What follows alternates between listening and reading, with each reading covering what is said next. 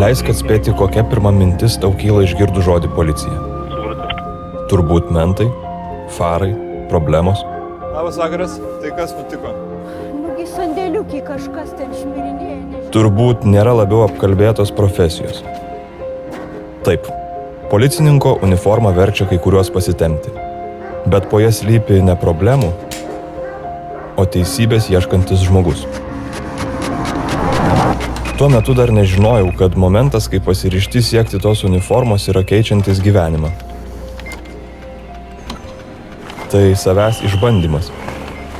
Kasdien.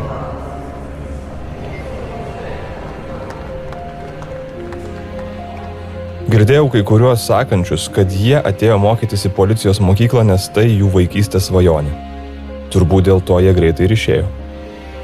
Vaikystėje dar niekas nesvajojo kasdien taip sunkiai dirbti ir dažnai paaukoti visą savo laisvalaikį.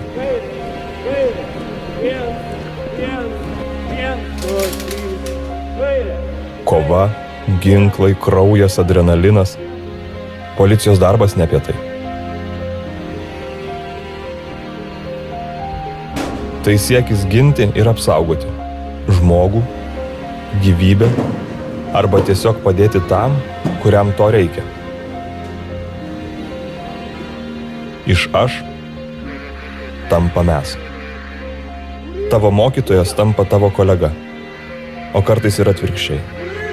Pasiruošimo procesas nėra toks, kokį jį visi įsivaizduoja, bet tu turi tapti tuo, ko visi iš tavęs tikisi. Vis dar atsiranda tokių, kurie galvoja, jog atvyksti tam, kad nubaustum. Tačiau pamiršta apie sustojusį kvėpavimą tų, kurie laukia išsigelbėjimo. O kartais tiesiog pagalbos rankos, kurią galime ištiesti tik mes.